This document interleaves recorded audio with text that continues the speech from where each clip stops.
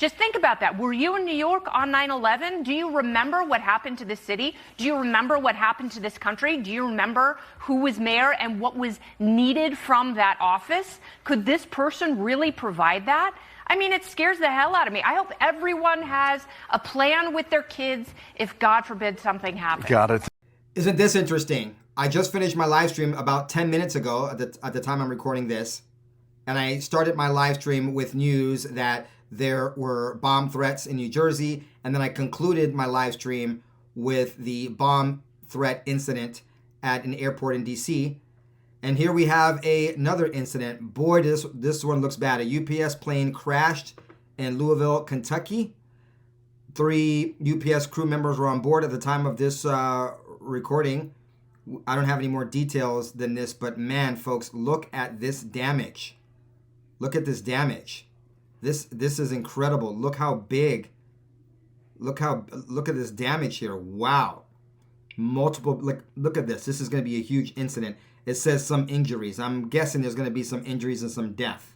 UPS Flight 2976 crashed around 5:15 p.m.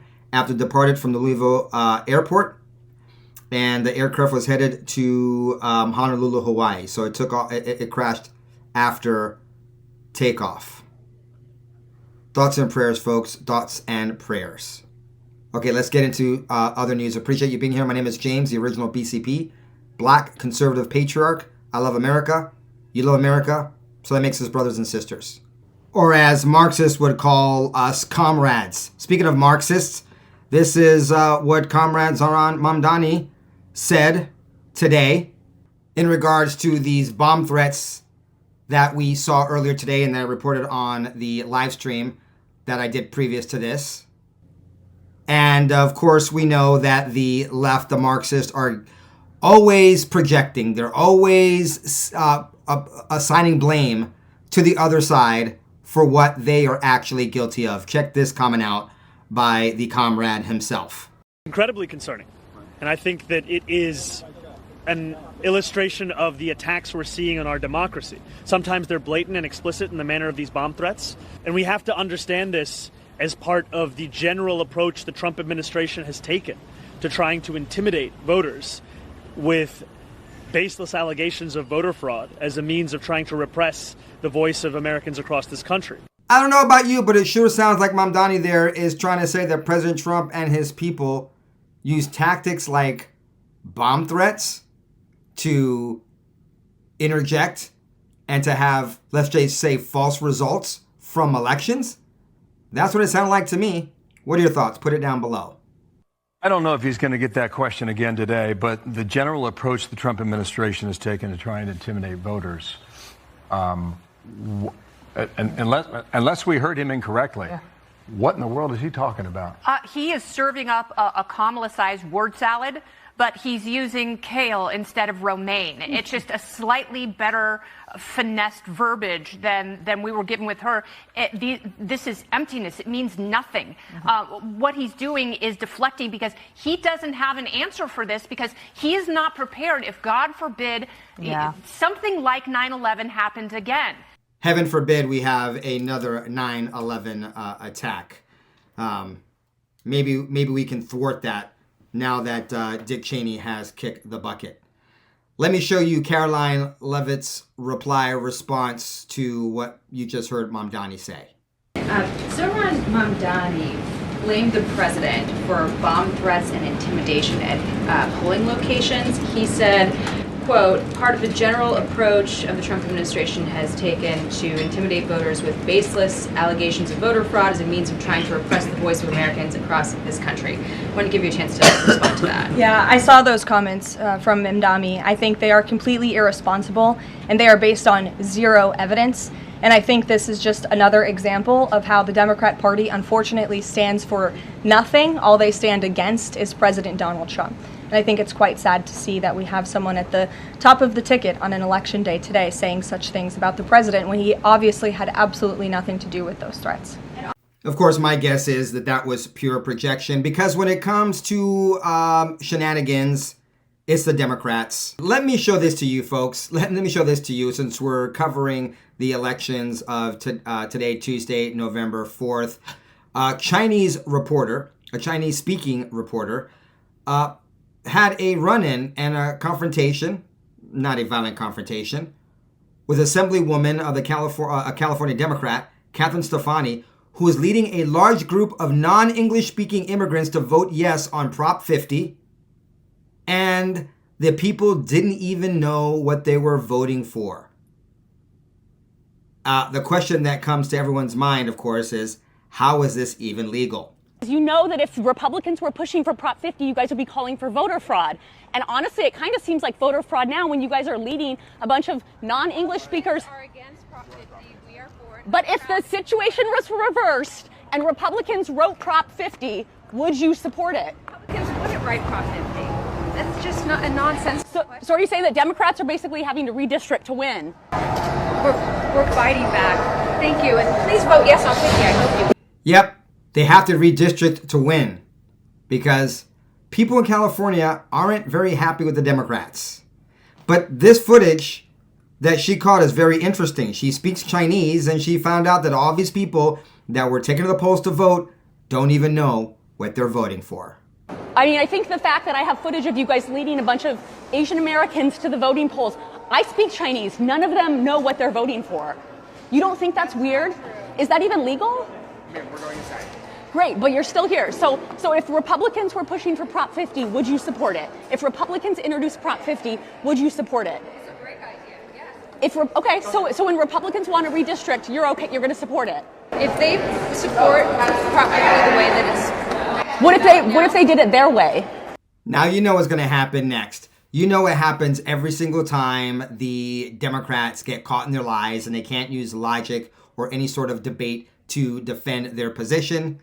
They turn to belligerence, to profanity, and to silencing of those that are exposing the truth. Can you please go outside? We're over this. We've given you plenty of fucking time. Leave.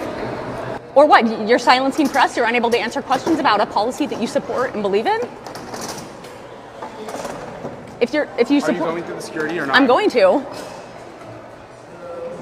Truth hurts, doesn't it? Thanks for exposing your corruption. Democrats have to cheat to win in California. Maybe it's not just in California alone. Amazing what the Democrats will do to stay in power when they don't have the votes, and they don't have the support, and they don't have the will of the people, when they don't have the consent of us to be governed by them. This is Marxism, folks. Marxism, plain and simple.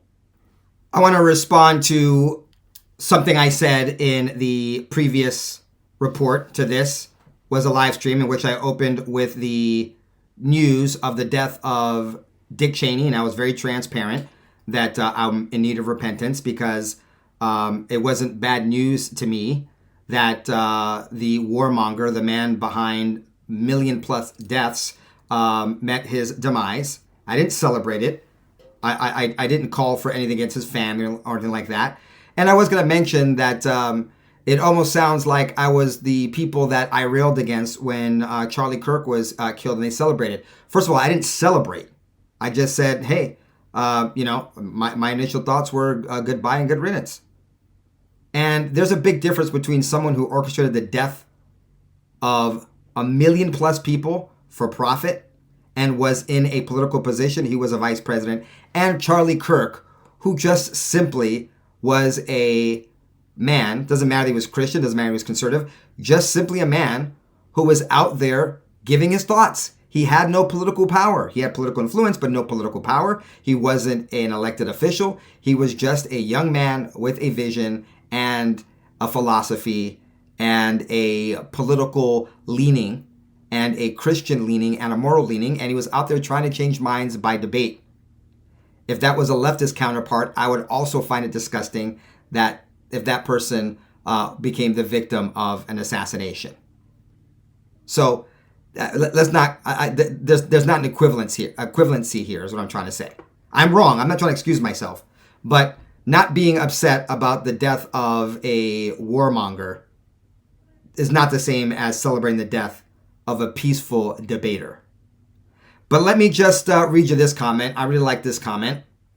from Added New Channel, who said, a friend I had many years ago used to say, never say anything but good about the dead. Fill in the name here is dead. Good. And I guess my attitude would have been fill in the name here, and that name would have been Dick Cheney. Once again, I will be repenting. It's just not in my heart right now to do so. It would not be authentic. It would not be genuine.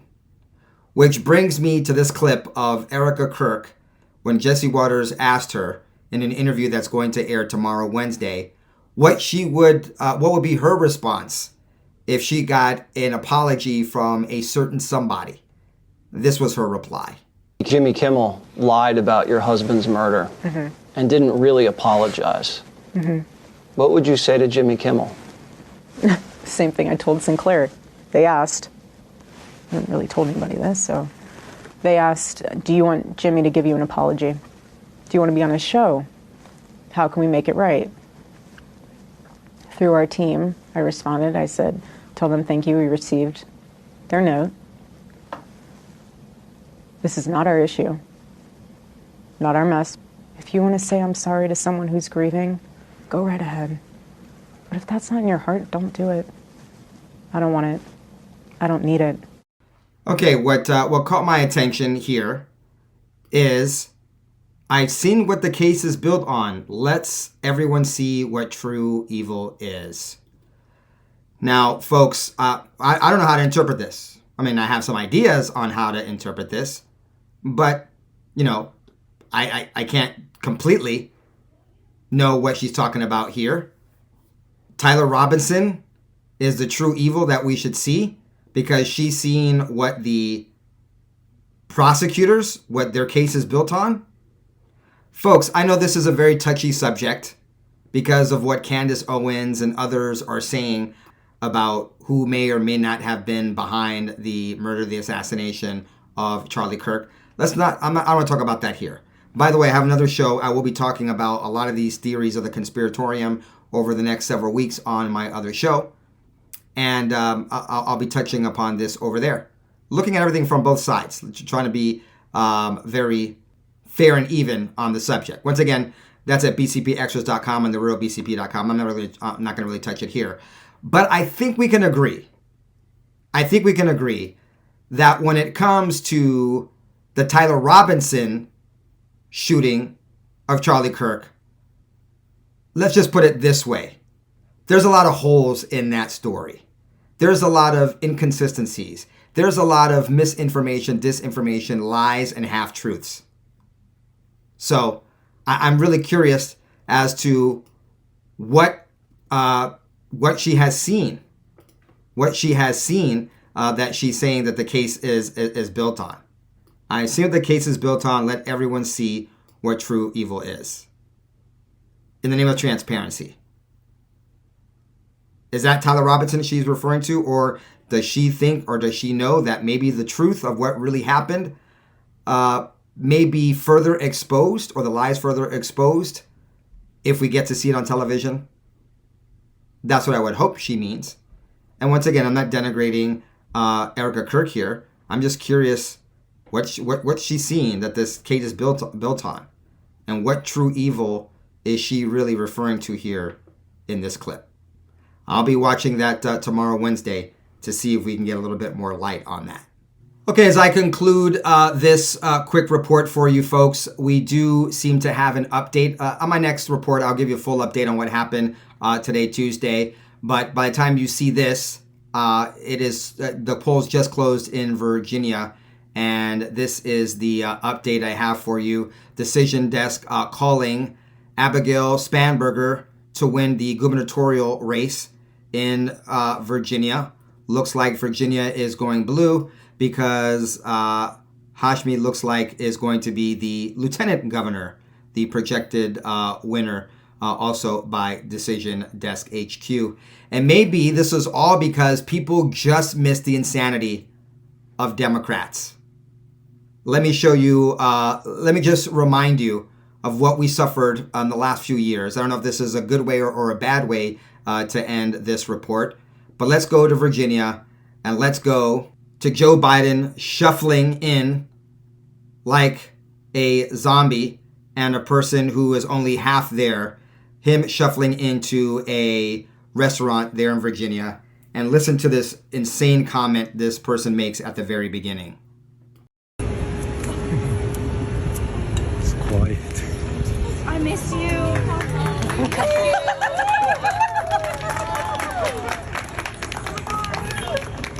I miss you. I miss Bidenflation. I miss wars. I miss America losing.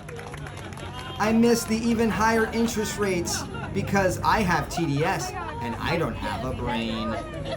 But look, there is someone in this video that I associate with. I'm like this guy. I don't even want to see Joe Biden. I don't want to hear Joe Biden. And oh my goodness, I'm just going to put my head down because I thought we were done with this joker. Thanks for being here, folks. Hit that like button, hit the subscribe button, hit the notification bell. Please share this on social media. And check out my other show, the BCP podcast, at bcpextras.com and therealbcp.com. Everything I mentioned right now, the links are down below. Until the next one, ciao, goodbye. God bless.